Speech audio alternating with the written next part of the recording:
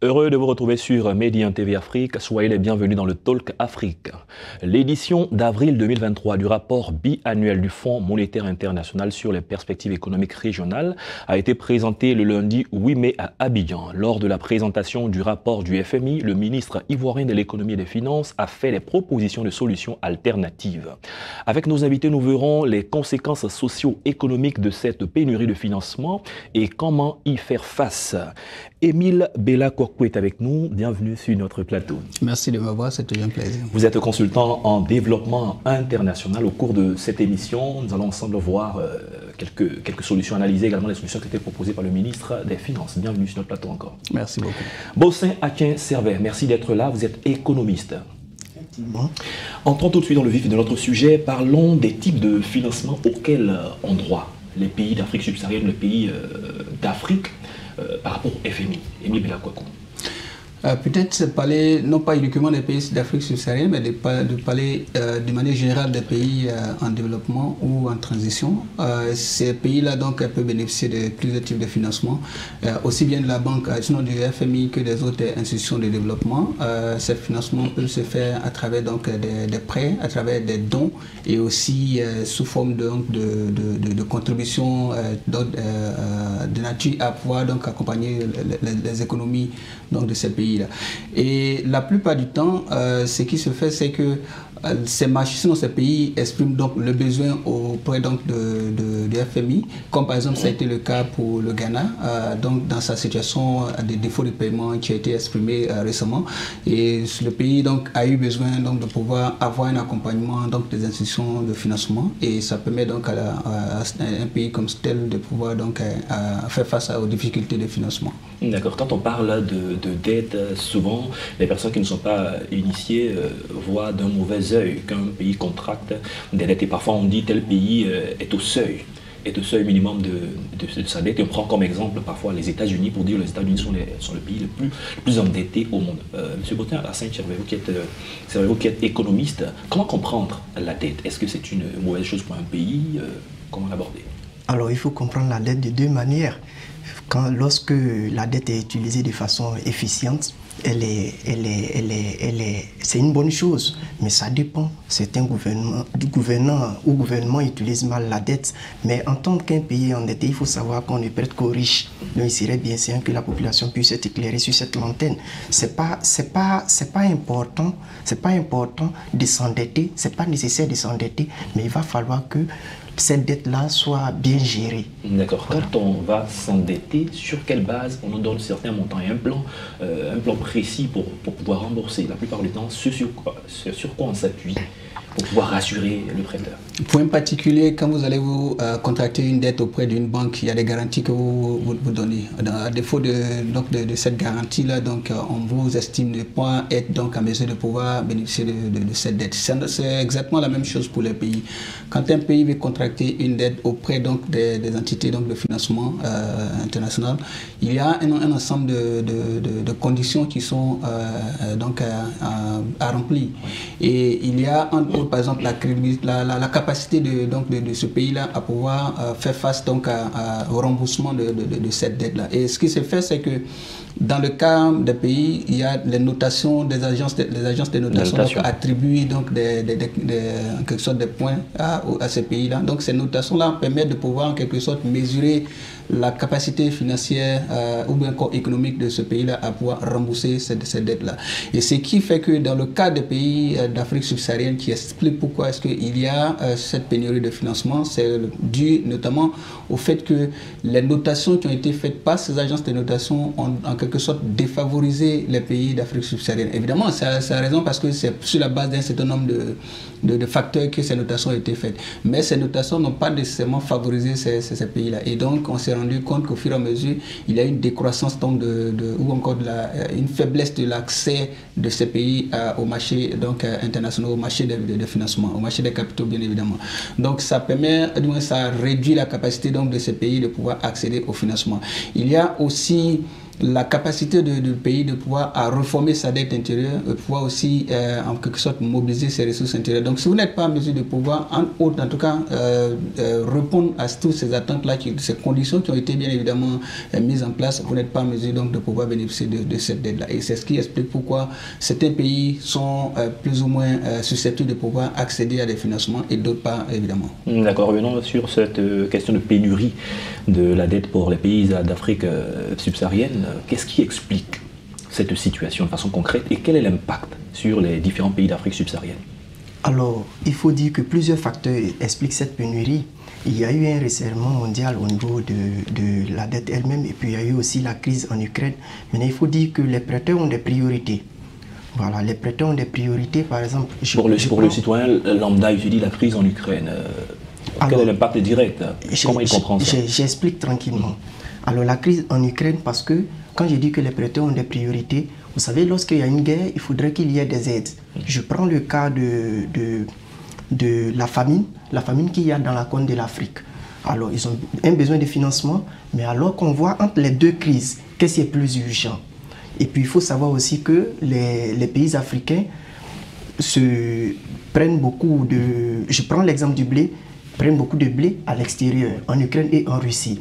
Mais c'est vrai, on accuse la crise en Ukraine, mais il faut dire aussi qu'il y a le... C'est pas une crise qui date de maintenant. Il y a eu le reconfinement chinois aussi, qui a créé cette crise. Et il y a eu l'augmentation de la population mondiale, surtout en Inde et en Chine, qui a créé cette crise aussi. Alors, il faut dire que les pays africains, ce qui serait bien séant, c'est que ces pays africains comptent sur leurs ressources propres. Parce qu'en comptant sur l'extérieur, il va s'adonner qu'eux, ils ont des priorités. Ils ont des priorités qu'il faut régler là-bas. Et en cas de crise, on ne peut pas prêter à celui... Il faut d'abord, il y a un facteur qu'il faut voir, il y a la bonne gouvernance qu'il faut voir, il y a Je prends le cas de l'Afrique du Sud, par exemple, qui est un pays, parce qu'il y a des pays qui sont non pétroliers. Et ces pays non pétroliers qui devaient avoir une bonne croissance, malheureusement, il y a des pays plus puissants, comme l'Afrique du Sud, économiquement, qui tirent cette croissance moyenne vers le bas. Et ça joue énormément sur les pays d'Afrique subsaharienne. D'accord, très bien. Peut-être pour ajouter à cela, ce qu'il faut aussi, qui explique un certain nombre de facteurs qui expliquent donc cette pénurie de financement, c'est aussi dû au fait qu'il a parlé tout à l'heure de la crise en Ukraine. Il y a ce qu'on appelle les effets induits, donc ça a entraîné une exacerbation du taux d'inflation lié au fait que les pays donc, qui sont donateurs se sont retrouvés à un moment donné dans des conditions économiques particulièrement difficiles, donc il y a eu un resserrement et donc ça n'a pas nécessairement encouragé ces pays-là de pouvoir donc en quelque sorte prêter aux pays donc qui sont en émergence des pays donc qui en ont particulièrement besoin.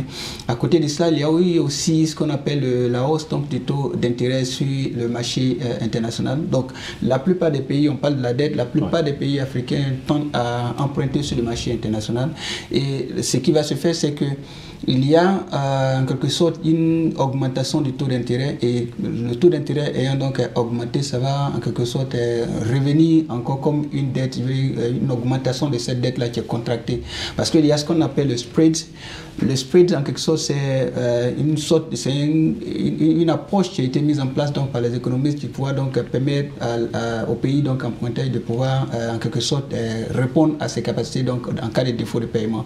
Et la plupart du temps, ces pays empruntant donc dans des devises internationales, notamment dans des devises comme le dollar américain, l'euro, vont se retrouver dans des situations où ils vont être en défaut de paiement. Et donc, ça va augmenter donc le spread, donc ce taux-là donc va augmenter et ce taux donc ayant augmenté, ça va aussi évidemment augmenter le taux de la dette et puis le taux aussi donc de l'emprunt qui a été donc contracté, ça va aussi augmenter. Tout ça mis ensemble avec plusieurs autres facteurs, ça a effectivement renforcé la pénurie de financement. Mais à côté de ça, il y a plusieurs autres facteurs qui l'accompagnent et qu'il faut peut-être... Et c'est ce qui va jouer également sur la cherté de la vie. Comment est-ce que la population ressent cette situation? De plein fouet, dans ce sens que les populations, il a parlé tout à l'heure de la question donc de la crise alimentaire, le Sénégal, le Cameroun et puis d'autres pays comme la Zambie, à un moment donné, la plupart même des pays d'Afrique subsaharienne ont augmenté, ont accordé un financement pour appuyer donc pour accompagner la politique alimentaire. Mais ça ne peut pas durer assez longtemps parce que, bien évidemment, ça n'a pas nécessairement effet à durer à long terme parce que ça ne peut pas, l'économie de ces pays-là ne pourront pas donc supporter. Il y a aussi la crise donc de l'augmentation des carburants, par exemple. Donc la population, en quelque sorte, subit ça de plein fouet. À côté de ça, il y a aussi le fait qu'il y a une désorientation donc de financement accordé donc à ces détournement de fonds. Non, pas détournement, pas peut-être détournement dans le sens parce qu'il y a un financement, il y a des crises qui sont donc successives, il y a la crise climatique qui est là, et donc les financements qui devraient être accordés questions environnementales, climatiques, et tout ce qui est là, sont réorientés vers la question environnementale. Donc du coup, on se retrouve dans une situation où le financement donc devient de plus en plus difficile et donc la population, le financement qui devait permettre de pouvoir amorcer les questions d'ordre économique, social, qui devaient donc les infrastructures sociales de base, éducation, santé et autres, vont être réorientées vers d'autres facteurs et donc ça ne va pas nécessairement profiter à la population. Donc c'est un ensemble de facteurs et les populations subissent ça à différents niveaux en tout cas. D'accord, si les populations subissent là à différents niveaux, est-ce que la responsabilité n'est pas celle des États? C'est vrai qu'il y a une pénurie de financement. Pour le marché international, on ne peut plus prendre de crédit pour développer le pays, mais est-ce que le citoyen n'est pas en droit de dire que si la vie devient de plus en plus chère, liée à ces facteurs à la fois exogènes et endogènes, c'est la responsabilité des gouvernants? C'est ce que nos populations disent, oui. Mais il faut dire que les responsabilités sont partagées, parce que il y a la Banque centrale aussi qui est responsable, qui fait bien mettre en place une politique monétaire budgétaire restrictive. Il y a les États aussi qui ont la possibilité de mettre en place une politique budgétaire. Donc, la responsabilité est partagée et donc la population aussi a sa part à jouer. Et voilà. Donc, je pense qu'il ne serait pas bien d'accuser l'État, mais il est mieux que les choses soient expliquées. Comme je l'ai dit communément, la symétrie d'information crée beaucoup de choses. Donc, quand c'est bien expliqué économiquement, je pense que c'est plus compréhensible. D'accord. Dans ce cas de figure, comment est-ce que les États peuvent renforcer leur gestion de finances publiques pour faire face à cette situation? Alors, il faudrait que, comme je disais, hein, c'est l'autofinancement. Il faudrait que l'État augmente ses ressources propres. Il faudrait que l'État cherche à dynamiser son économie locale au lieu de compter sur l'extérieur. Et souvent, l'État, pour réguler tout ça, décide de dévaluer. Mais il faut dire que la dévaluation a des conséquences. Et aussi, il y a des prix plafonds qu'il faut fixer. Il y a des prix plafonds qui permettent, par exemple, de dynamiser l'économie. Mais ce qu'il faut savoir, c'est que lorsqu'on fixe les prix plafonds, ça a des conséquences sur la population. Ça peut créer des crises sociaux, des crises sociales. Et ça peut créer aussi des grèves, par exemple. Alors, il est mieux d'harmoniser. Quand c'est comme ça, l'État doit harmoniser avec le peuple. D'accord, très bien. Essayons de passer en revue quelques propositions qui ont été faites par le ministre de l'économie et des finances. 4 propositions. La première, c'est l'augmentation de la population fiscale en réduisant le poids de l'informel. Yeah. Donc, l'augmentation de la population fiscale en réduisant le poids de l'informel. Quels sont les défis à ce niveau et quelle est la compréhension de cette proposition? Moi, je suis dans une dynamique, et d'ailleurs, c'est ce que la plupart des entités de financement, comme la Banque africaine de développement, essaient de promouvoir. C'est qu'il ne faut pas, en quelque sorte, nécessairement avoir besoin de couper les sources de financement en interne, c'est-à-dire les mobilisations fiscales en interne, mais il faut, de manière rationnelle, les utiliser. Donc, ce qu'il faut faire, c'est donc rechercher au sein du pays, rechercher d'autres poches de financement, avoir des sources fiscales qui vont permettre de pouvoir financer l'économie locale. Il y a aussi ce qu'on appelle le financement privé. Il faut aussi s'appuyer sur cela parce que le secteur privé est un levier de financement qui est fondamental et la plupart des États aujourd'hui tendent à pouvoir s'orienter vers le secteur privé. L'aide publique au développement est en train progressivement de baisser. Enfin, de 2000, dans les années 2000 jusqu'à autour de 2000, on va dire 2014-2015, ça avait en quelque sorte baissé. Mais autour, en tout cas récemment, on est autour de, je crois, 2 206 milliards en quelque sorte d'une augmentation de l'aide publique au développement. Donc ce que les États doivent comprendre ou doivent essayer de faire, c'est de pouvoir s'appuyer sur le financement privé, le financement interne d'abord, et donc le financement privé. Donc les politiques fiscales donc, vont vont être des sources effectives de financement de l'économie. À côté de ça aussi, il y a d'autres politiques qui vont permettre de pouvoir faire revenir donc, le financement direct, sinon ce qu'on appelle les investissements directs étrangers, qui vont aussi permettre de pouvoir accompagner ces actions-là. Donc c'est un ensemble d'approches qu'il faut envisager, mais en quelque sorte, ce qui est fondamental c'est le financement interne, c'est le financement privé, et puis le partenariat public-privé aussi qui va contribuer aussi à renforcer l'économie des pays. Une autre proposition qui a été faite, c'est de consolider les performances fiscales en tirant avantage du potentiel lié à la digitalisation. Donc éviter promouvoir la digitalisation pour éviter que tout ce qui est moyen et autres passe par les mains d'individus, pour ne pas encourager également les questions de corruption. Qu'est-ce que vous pensez d'une telle mesure? Mais c'est une très bonne chose parce que la digitalisation est la meilleure manière de diriger. Surtout, ça réduit les fuites des capitaux et la corruption. Et ça va permettre, je vous ai dit, quand un pays est corrompu, le pays perd plus en ressources. Donc, c'est une très bonne initiative. D'accord. Une autre mesure, renforcer les contrôles de lutte contre la fraude fiscale. Et ça va, je vais dire, un peu plus loin même au niveau de la gouvernance, ou du moins la corruption, de la question de la corruption, parce que la fraude fiscale aussi, c'est un facteur également de cela. C'est que la plupart des acteurs de l'économie, que ce soit formel ou informel, se retrouvent dans ces genres de figures-là, donc les entreprises et autres. Donc il faut effectivement mettre un système beaucoup plus rigide, plus strict en place pour s'assurer de la traçabilité donc, de paiement donc, des taxes et tout ce qui est là, et s'assurer que les entreprises n'échappent pas, à leur responsabilité sociale. Parce que très souvent, ce qui se passe, c'est que les entreprises parviennent à échapper à la réglementation, à la taxation, parce que, bon, évidemment, il y a un certain nombre d'acteurs qui entrent en ligne de compte, donc la question de la corruption. Donc, il y a ça qu'il faut peut-être considérer. Et puis, l'autre facteur pour moi, en tout cas, qui est aussi important qu'il faut considérer pour renforcer l'économie nationale, c'est aussi l'économie circulaire. On a un ensemble de facteurs qui nous permettent de pouvoir, nous, en tout cas au niveau national dans les pays de l'Afrique subsaharienne, de pouvoir renforcer l'économie des pays en s'appuyant sur l'économie circulaire. L'économie circulaire, donc, c'est de dire que tout ce qu'on produit ici comme déchets, on peut les transformer, et ces déchets transformés là, on peut générer aussi des ressources qui peuvent donc être utilisées pour investir dans d'autres domaines.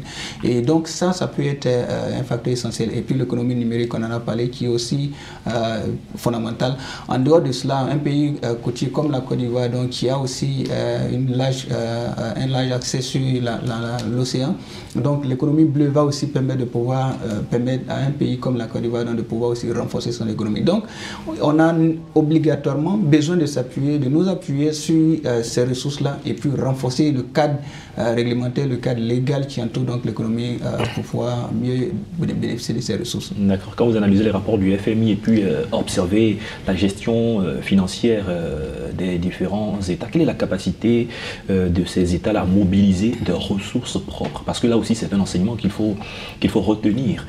Plusieurs pays, certainement avec d'autres options, mobiliser les capitaux peut-être extérieurs pour les investir, pour pouvoir l'investir au plan national. Et finalement, on est obligé donc de restructurer nos budgets, de revoir notre capacité de mobilisation de ressources sur lesquelles désormais on pourra compter.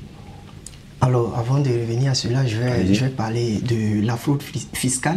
Vous savez que concernant la fraude fiscale, il ne faudrait pas que le taux d'impôt soit élevé. Parce que quand trop d'impôt tue l'impôt, donc les gens vont se détourner du marché, il y aura naissance d'un marché noir. Voilà. Donc, il faut dire que l'État a des ressources propres qu'on peut mobiliser. Bon, d'abord, il faut d'abord dynamiser tous les secteurs. L'expert parlait tout à l'heure de l'économie bleue. Il y a l'économie bleue, il y a l'économie verte et autres. Et ce sont des économies qu'il faut dynamiser. Et aussi, il faut autonomiser les femmes. Voilà, il faut autonomiser les femmes, les jeunes. Il faut les former. Il faut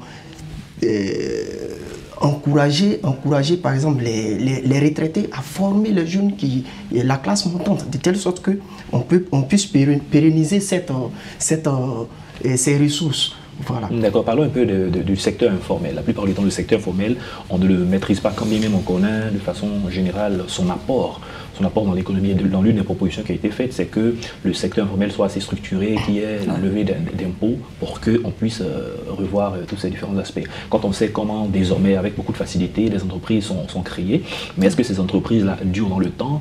On a aussi le ministère de l'Emploi des Jeunes qui se bat et qui fait beaucoup à partir de cette année dédiée, donc année de la jeunesse. Comment donc faire en sorte que le secteur informel puisse jouer pleinement sa part de responsabilité en passant du secteur informel désormais à un secteur beaucoup plus formel?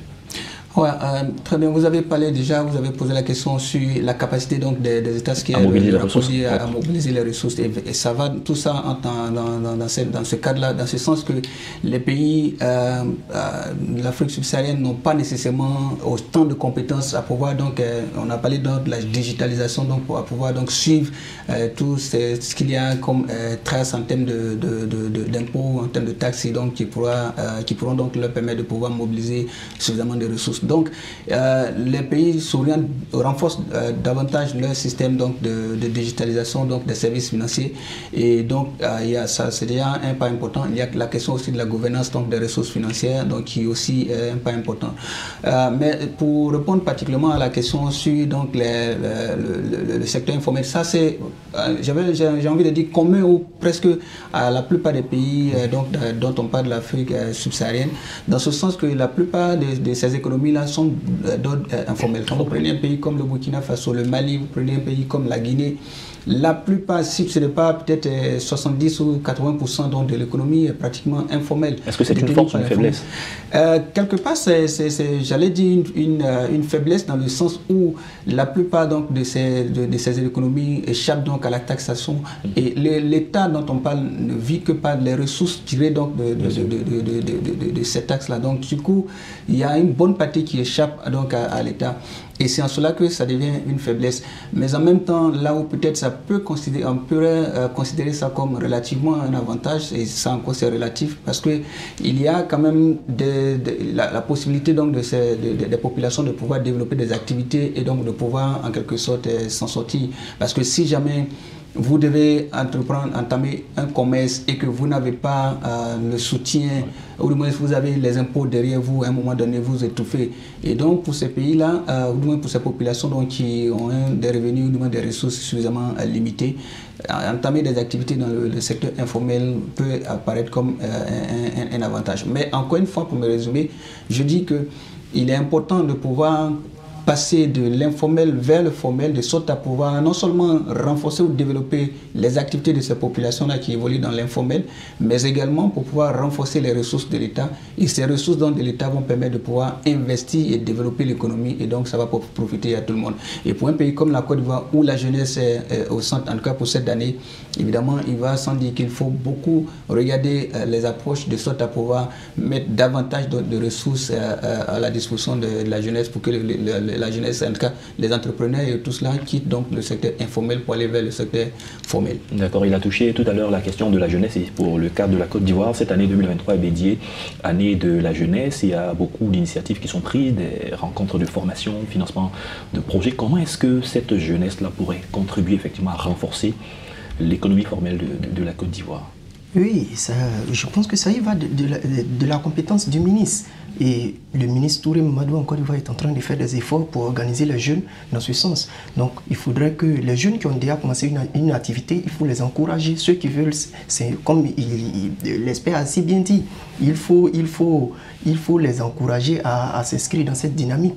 Donc je pense que la jeunesse ivoirienne est consciente, c'est une jeunesse consciente, c'est une force qui va. Donc il faut vraiment investir dans cette jeunesse dynamique. D'accord, très bien. La dernière question, avec le rapport présenté par le FMI, quelles sont les leçons que ces pays d'Afrique subsaharienne pourraient tirer?